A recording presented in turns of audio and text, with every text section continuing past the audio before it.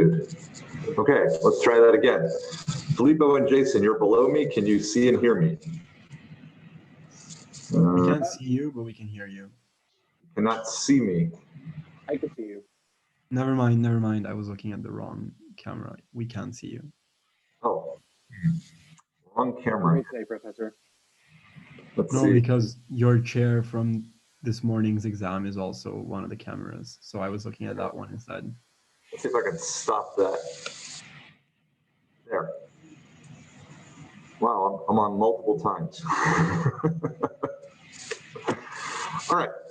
What we're going to do today is we're going to continue back with regression analysis. But before we do that, what I'd like to do is just take a 5 or 10 minutes to just hear a little bit about the midterm exam. Please note that there is still five people who have not taken the exam. So don't talk about any particular questions like, oh, the answer to question number that was this. Don't say that because there might be 1 or 2 people. I'll be honest, at this point, I have no idea which section these 5 people are in. But is there any way we can make the exam better and easier? Because the exam setup, doing it on Questrom tools, is going to be similar for the final exam, and my goal is to lower stress level both for myself and for you. So is there any procedural ways that we could have made things life better for both remote students and for in-person students? Isabella. Yeah, so during my exam, the proctored professor was kind of absent. So a lot of us were trying to reach out to him, but then he just would not respond to any of our comments. So Jason, what does that word mean? I'm not woke enough to understand that word. Sorry. Oh, like dubbing? Dummy? Okay. Oh, like, okay, so like Professor Osher, who was proctoring the exam, I know that a lot of kids yesterday were like just messaging in chat being like, hey, like I waited like 15 minutes for a response, but like there was no response, and the person like messaged the professor, and the professor didn't respond.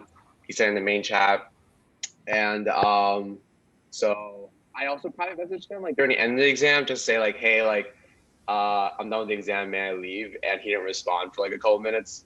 So I just like left on my own volition. But like some people were actually experiencing problems during the exam. Like their images were like going out, and they were texting the main chat.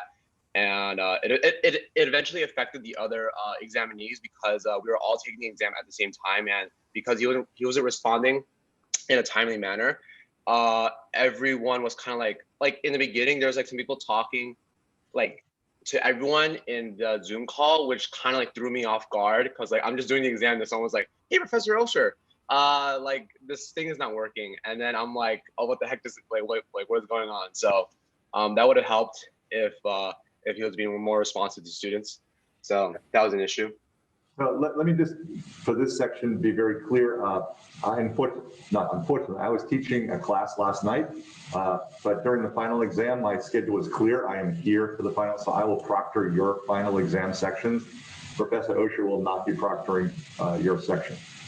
So, and hopefully, I don't know, you can ask some of these people, hopefully I was a little more responsive this morning, but I don't know, maybe the same comments will show up. I don't know about other people. I know people like have their exam at some point, like I take 3 times the exam is closed out for me. Then they're not gonna I like texted them like I didn't respond, so I just fiddled with my Wi-Fi and stuff. So thankfully I had 2 hours, so like screwed. But like the exam was closed down, and like I was like, why are you going away? And I know some people had issues with like images not scared, and I had that issue. You have to like professor to just put the Wi-Fi with. All right, so there's images problems. All right, so one potential solution to the image problem is that maybe I could send out all the images as like a Microsoft Word as an email to everybody. And that way, if you do lose it, you have it like in your email. All right, that's a possibility. Okay. If you could send me a short email saying I had images problem, and maybe you want to send out like just a PDF of 6 images so that when they do disappear, part of it is sort of it's IT issues. You know, it's the internet goes down, the internet comes back, and the image. So I will tell you, I can teach you quantitative methods. I cannot teach you how to keep your internet up all the time. It was fun because there were 2 hours, so I wasn't super nervous, but like, at times I was like, it was too close for us to go. Yeah, no, that can be frustrating. But in COVID-19, we can't do paper and pencil. It's just not possible. Did you have your hand up? Yeah, I know he explained at the beginning, we were supposed to put our name and like our BUID number in. Yeah, I'm not sure why he asked for the BUID number because you're quoted on the computer when you logged in. Yeah. I know your ID number from logging in. So. I did not do that as well. And my exam also closed it several times. So you just have to like save after every one, you don't lose your work. So he was supposed to put up, or he was suggested he put up a slide that said save, and there was a little. Yeah, he did go over that, yeah. He did go over that. Okay, that's good. Somebody online? Any other ideas online? Gunsha, Heather. Yeah, I just had a comment, not something to change, but something I would want to keep for the next exam. For the Excel file that was there, that really helped me. I couldn't see the Excel file on the exam itself, so I kept going back to questrom tools. So that was really helpful.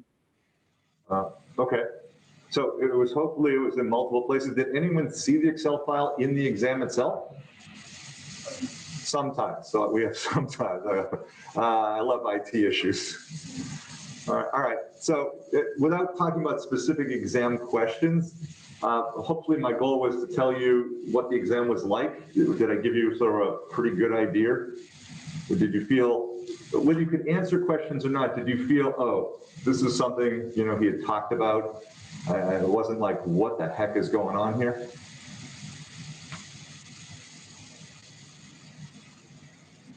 No comments. Okay, Joel says yes. All right. Hopefully it looked a bit like a problem set and the practice exam sort of put together.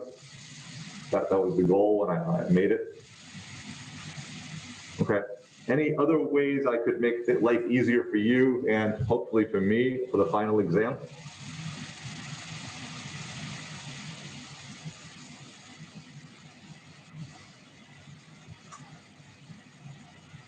So please note, the goal of this course is to teach you quantitative methods, not to teach you stress. I'm being serious. So any ways we can lower your stress, but keep the same amount of learning is really important.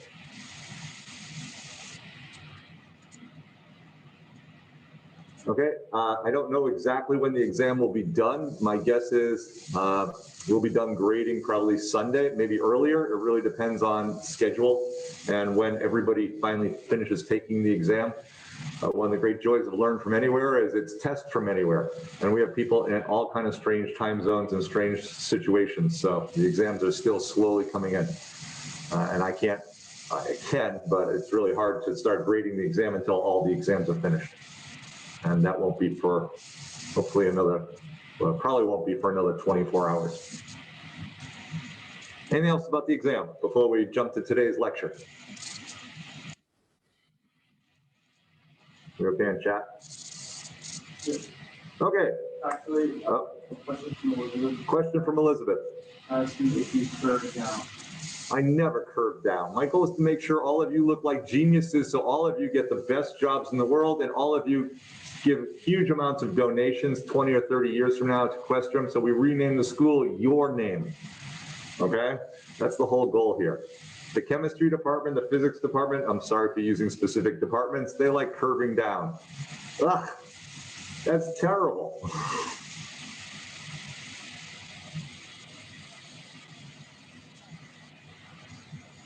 Anything else? Let me be clear, Elizabeth. I took a quick look at some of the multiple choice questions and things like that, and I took a quick look at the hypothesis test question. And even if somebody's here, it's pretty clear I told you there was going to be a hypothesis test question. There will be a positive curve up, Elizabeth, okay?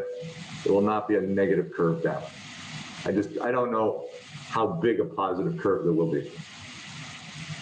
My goal is to make you look good when you go for those job interviews. Not all of you, but most of you. Okay, what we're gonna do is we're gonna open up the class website and we're gonna go back to our friend Brookline condo prices. And what we did last time is we started talking about multiple regression.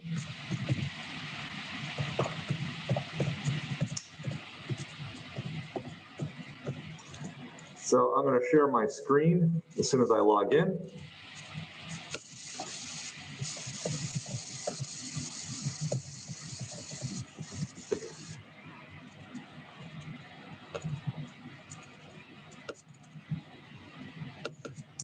So I'm on our class website, not the all sections, but our class website. I'm going to pick resources, and under resources, data files. Under data files, we need Brookline condo data. We're going to open it up. And let me stop sharing for a moment and share the Brookline condo data.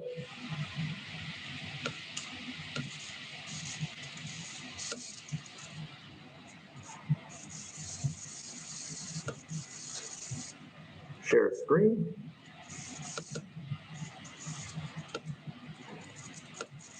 Let me give you a quick refresher of what we've done.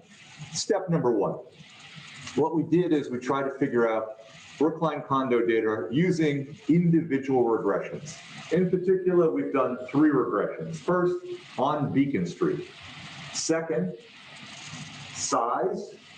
And then third, whether the building was a high-rise or not. And we had 3 individual regressions. We started a few days ago doing multiple regressions. The idea of multiple regressions is we take into account more than one factor. Because in real life, nobody runs 3 separate regressions, one on size, one on Beacon Street, and one on high-rise. So what I'd like to do now is start building up the data so that in the next 30 minutes or so, we end up with a regression that has pretty much every bit of information in this data file.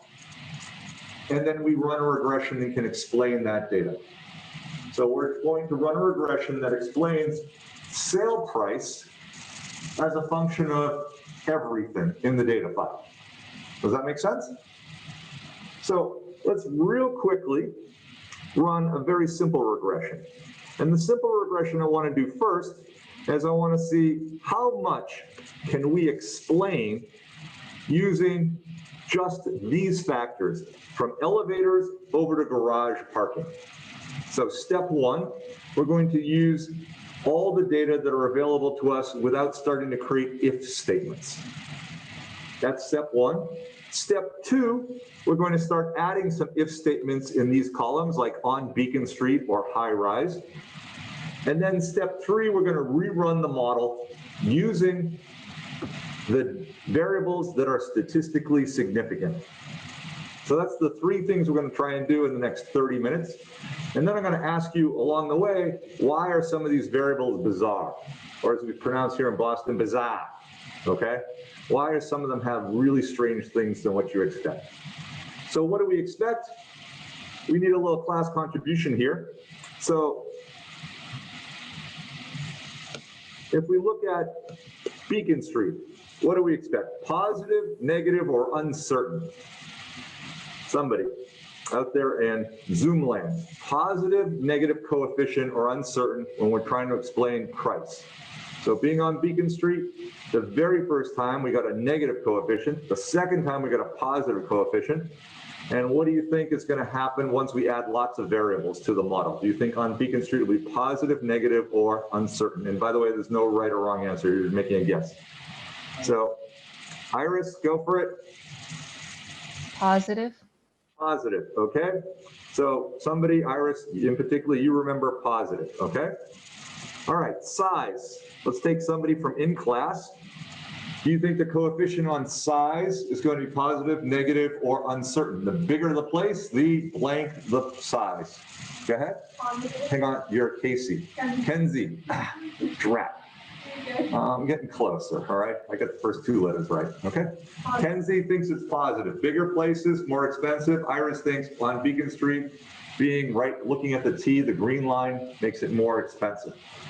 Okay, floor. So floor means what floor is this unit located on?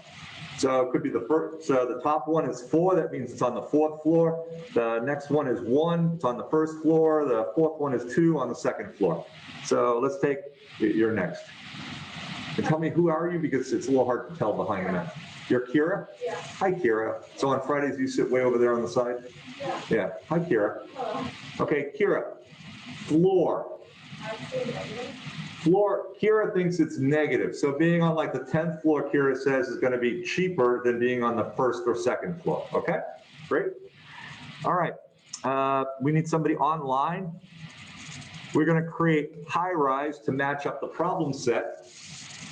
High rise, you think that's a premium or positive, a detriment, negative, or who knows? Online, 6 people, go ahead. Steven, go for it. It's negative for high rise. Okay, so Steven thinks is taking all of the factors into account, negative, great. Somebody else online, it looks like Allie. Allie, elevators. If you have an elevator in the building, what do you think? Positive. All right, so Allie thinks people are willing to pay a premium for having an elevator, okay? Matt? Roof, more Positive. Roof? Positive. Interesting. We will find out about the number of rooms in a moment. But, and sorry, not trying to pick on you, Matt, but here's the key idea. It's number of rooms holding everything else constant, holding the size constant. That's going to be interesting, right? What does that mean? More rooms holding size constant means every room is smaller. So lots of big rooms, so a few big rooms or lots of small rooms. It's going to be an interesting question. Matt thinks it's positive. Number of bedrooms, somebody else. So how about somebody who's female online? Nicole. I think positive. Okay, so Nicole thinks more bedrooms are better. Once again, holding size, number of rooms positive. Okay, now we have 2 full baths and half baths. Anybody want to take both? Because it's no sense really breaking them up. Somebody online? Ashley? Ashley. I think they're both positive. Okay, people really like bathrooms, all right? That's what Ashley is saying. Bathrooms are positive. Last but not least, we'll take one last person online. Raphael. Raphael, what do you think about garage parking? And by the way, in Brookline, garage parking doesn't necessarily mean indoor garage, it just means a parking spot, okay? Garage is very usefully used in Brookline. I think it's positive. Okay, having a spot for your car, whether you have one or not, is positive. All right, so let's do step 1. Any questions before we jump in? Because 2 of you still have your hands up. Okay, so let's do step 1. We're gonna run a regression with as X variables, elevators through garage parking, and then we're gonna start dealing with things like street name, size, floor, and mid-rise in a second. So I'll be quiet for a moment. Your job is to use these variables, and then we're going to talk about what those coefficients tell us. Use those variables, columns G through L.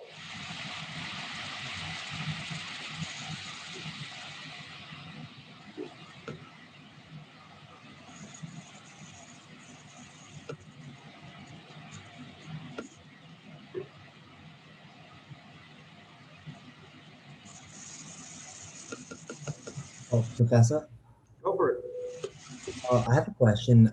For some reason, my data analysis toolpack isn't showing up. Would you mind showing me how to get it into Excel?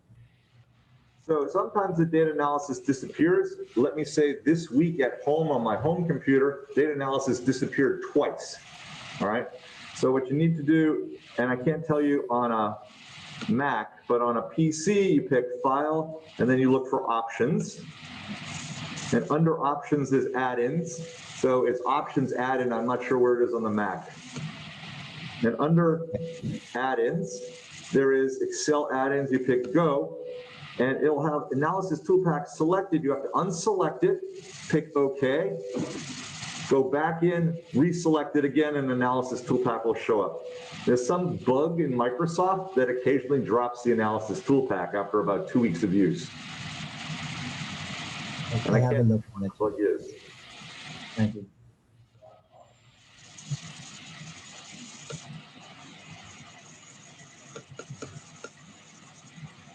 So Rashad brought up this idea of analysis toolpack. Let me say that this bug has been in Microsoft Excel for almost 10 years. If you are running a company and you find out you have a product defect, I understand not every defect can be fixed within 24 hours, but do not let product defects last 10 years, especially ones that are easy to fix.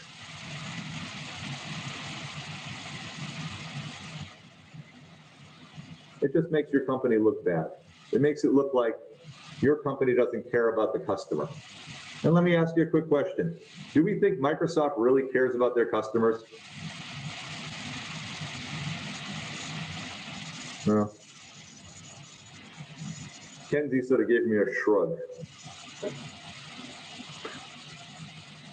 If I asked you to rate customer experiences, you have something like you don't like, is a company very responsive to you? Let me throw out a name. Amazon. You don't like something, you want to ship it back. Are they responsive to the customer? Everyone here nodded yes, and a couple of you I'm looking at online were like yes. So Amazon, you don't like it? No problem, we'll take it back. We'll fix it, we'll make it right. Clearly a very customer responsive company. Let me tell you from dealing with Microsoft, you send a question to Microsoft or something to Microsoft and you might hear an answer, but I doubt it. They're like, we make money. You like it? Great. You don't like it? There's no place else to go. Okay, so regression. Pick OK. The Y range is sale price, column A. And the X range is going to be the G column, G1, through L, not sure why, through L 1086. We have labels, we pick OK. The key number when doing multiple regressions is to look at something called the R squared. The R squared is up here in the summary output, and you always format the R square, as a percent. The R square is 68%. What does R square 68% tell us? That this set of X variables, explains about 2/3 of price. And we are missing 1/3. It's not exactly 1/3. I mean, it's 70. It's 32%. Okay, but in general, extra variables will explain 1/3 of the price, and these particular variables are explaining 2/3 of the price. R squared by itself is not important. You could have an R squared of 10% and be very happy with that. I spend a lot of time looking at individual wealth data. Who's rich in the US, who's not rich, what the poor people can do to become rich, and what rich people can do to stay rich.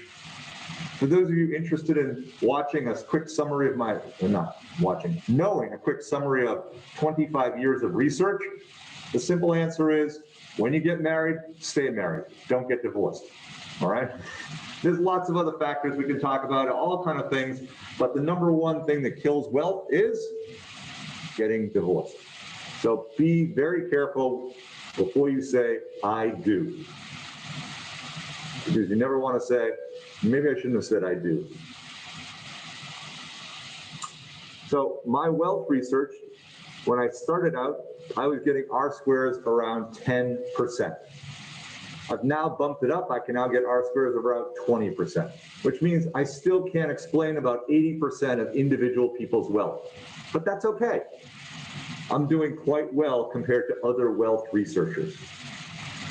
So the R squared absolute value is not important. What's important is, as we add more variables, what happens to R squared?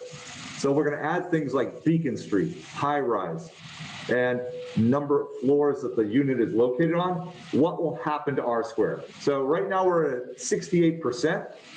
That 68%, as I just said, is not particularly important. It's just the base. It's our baseline. All that's important is what happens as we add and subtract variables. So let's look at our coefficients. We format them as money. Why? Because the left-hand side variable is sale price. It's money. Let's get rid of the cents. And what does this say in simple terms? The intercept, when everything is zero, elevators is zero, room zero, size zero, everything is zero, that's the price of land. And right now, the price of land for each condo is a negative number. Pretty weird. Price of land is negative.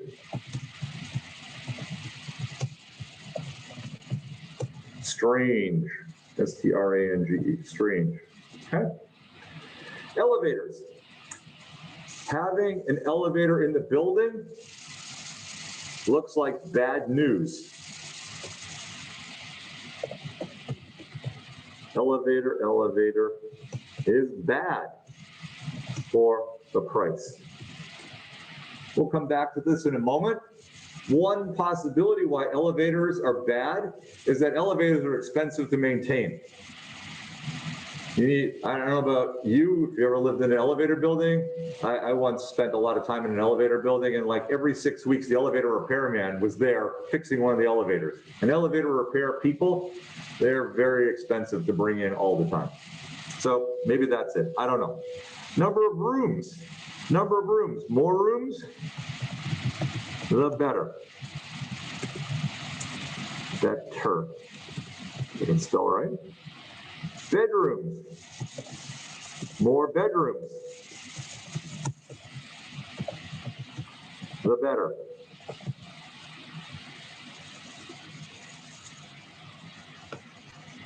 Bathrooms.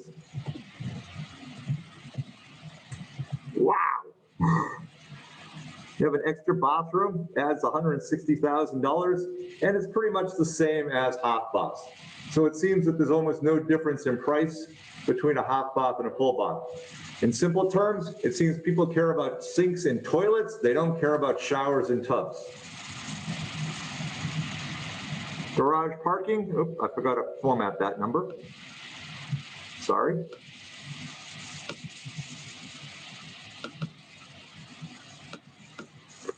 Garage parking is good. Now, any questions? Make sense? The big point is that we're missing a couple of key variables. We're missing size, we're missing whether it's located on Beacon Street or not, and we're missing if it's in a high rise. So I'm going to be quiet for a moment, and what I'd like you to do is add 3 more columns. First, size, which is very easy to figure out. Second, on Beacon. And last, high rise. So can you add that and then run a regression of elevators through high rise? Run a regression, elevators through high rise.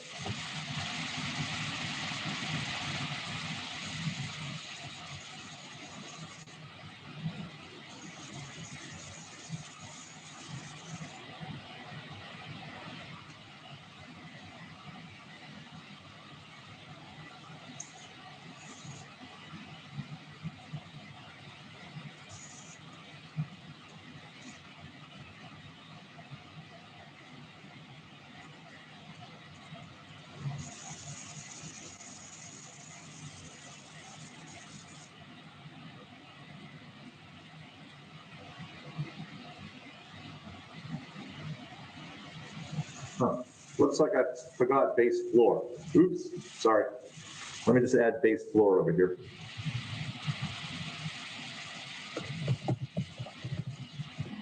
There it is. Forgive me. 4 variables, not 3.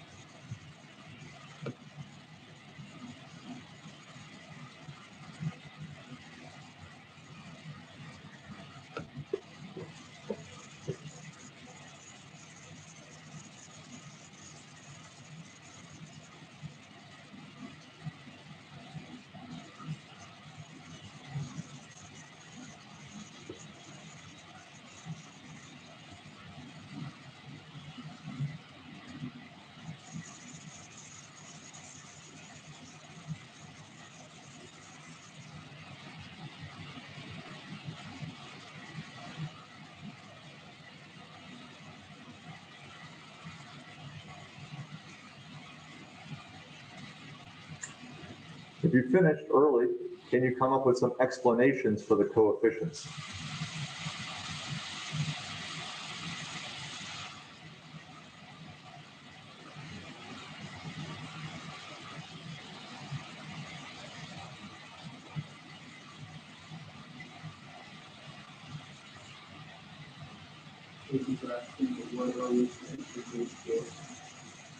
Just the E column. Base floor is just the E column, Jason.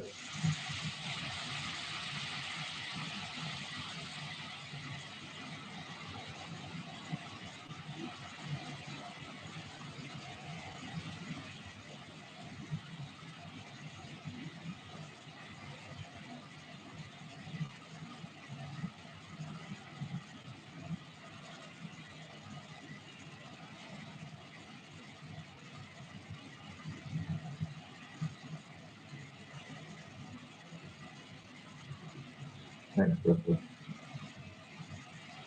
I missed it.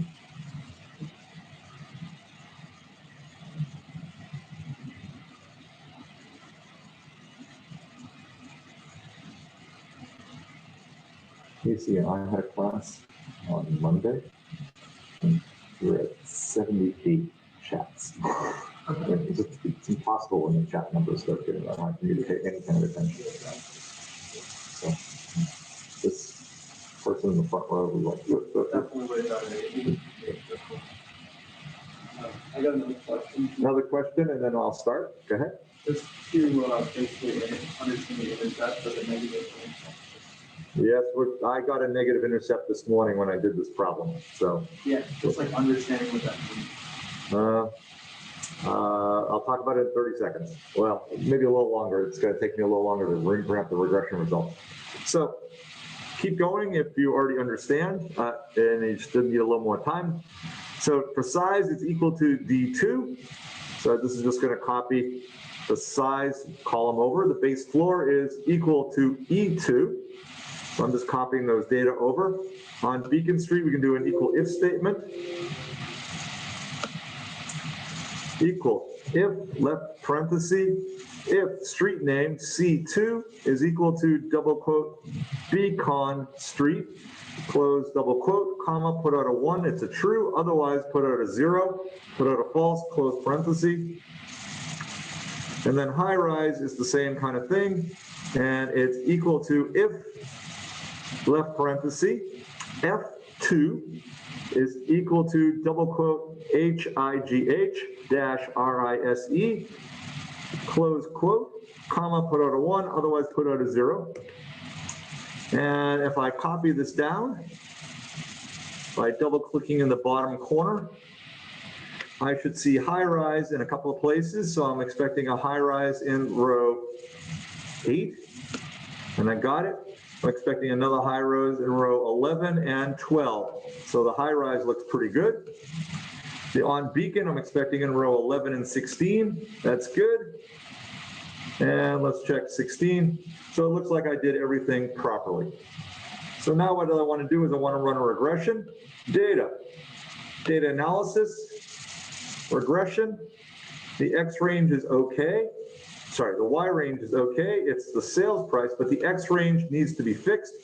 We need to go from elevators all the way over to base floor. So it's G1 colon P1086, and we're going to pick OK. The first thing we're going to do is we're going to check the R square, and we're going to say to ourselves, did we improve matters by adding 4 more variables? How do we format R square? Anybody out there in Zoom land? How do we format R square? Percentage. Always as a percentage. Excellent. Thank you, whoever just said that. 79%.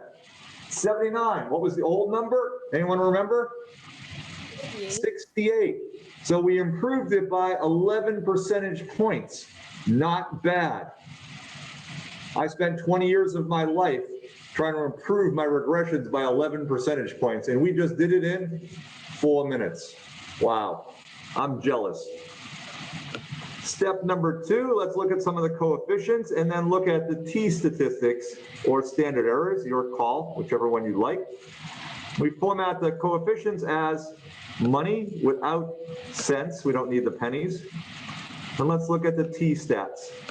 And I'm going to highlight in yellow, or you're going to help me highlight in yellow, which t-stats are statistically significant. Which ones can we ignore? Which coefficients could be potentially zero? Anybody? Which ones could be potentially zero? Base floor. Say that again. Base floor. Base floor is potentially zero. Give me a second to format that number. Okay, so let's mark that in yellow. Anybody else? Bedrooms. Go ahead. Somebody shouted out bedroom. Excellent. Anything else we need to potentially ignore? Rooms. Rooms. And last but not least, The intercept. intercept. So there are potentially 4 variables. People tend to miss what I always say in the last couple of minutes. They're always thinking about, going to get coffee or something like that. So what I'm going to say is, if we don't want these variables, we need to rerun the regression without them, except for the intercept. We always leave the intercept in, okay? So if we don't think rooms, bedrooms, and base floor are going to be important, we can't just arbitrarily forget about those coefficients. Instead, we have to rerun the regression without them. Does that make sense? If they're in the regression and you want to make a prediction, you have to use everything in the regression. If you don't like something, rerun the regression again without particular variables such as maybe rooms, bedrooms, and base floor. So let's talk about some coefficients. Intercept. Well, we've dramatically dropped the size of the intercept. It's now down to 10,000, but it's negative 10,000. So once again, it's a little strange, but it's potentially zero. Basically, land is not included in the price of condos. Interesting. Elevators. What happened to elevators? It used to be negative. And now what happened? People, go ahead. Gunsha, go ahead. Oh, I said now it's positive. Now it adds value to the building. People are now willing to pay. As Gunsha said, it adds value. Excellent job. Rooms, Rooms, every additional room might be an extra $3,500, but could be zero because the value could be anywhere from minus 6,000 to plus 13,000. A lot of uncertainty associated with that. A lot of uncertainty associated with that. Bedrooms. More bedrooms, negative. Why do we get more bedrooms or negative? Any potential explanation for these two? Bizarre. Filippo. I guess since we're holding size and everything else constant, you're just packing more rooms in a smaller space. And Yeah. I don't think that adds value. So Filippo says more rooms in the same space doesn't necessarily add value. Maybe people don't like tiny rooms. All right? Okay, same thing for bedrooms. A whole bunch of tiny bedrooms is not really necessarily adding value. Let's take a quick look at full baths and half baths. What do they say?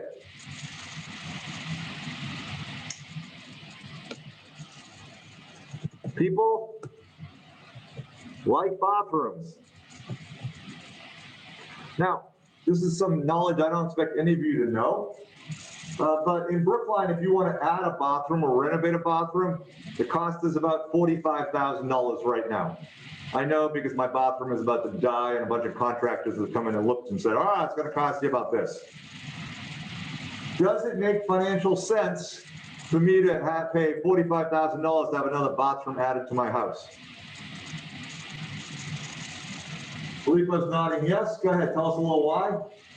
Because if you're paying $45,000 to add a bathroom and it's actually adds like $62,000 or $69,000 to the value, you're making like quite a bit, like a profit off of your renovation. It increases the value of your house by more than you spend for it. Exactly, Filippo. And this is how people who write real estate articles say, oh, it's great, renovate your kitchen. It'll add value to your house, but don't do things like add a swimming pool. Adding swimming pools tend to reduce value for many houses. Why? Because the cost of the swimming pool is greater than the value it adds. And this is how they do those real estate analyses. Garage parking, positive or negative? What do you think?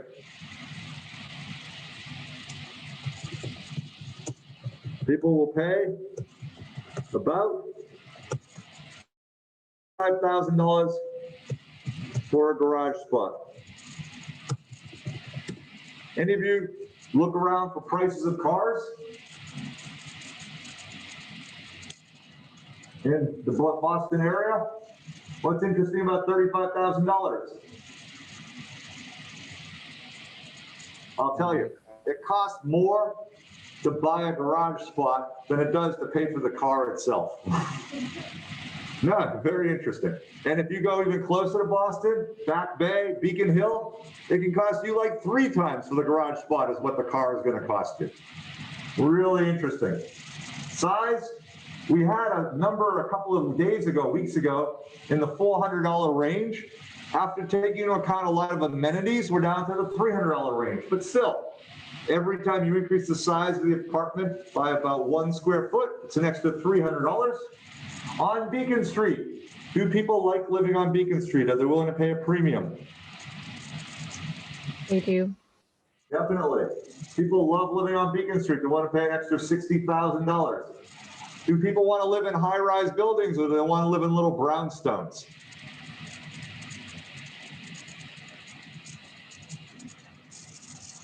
High-rise? Thumbs down. Brownstones. Yeah, nobody wants to live in high-rise. They want to live in brownstones. And base floor, interesting, it's pretty close to 0, which suggests no impact, whether you live on the 2nd floor, the 6th floor, or whatever. All right, we have about 6 minutes left. What I want you to do is now make a prediction. We want to predict price. So how do we predict price? Let's put a new column. So we're going to insert a new column.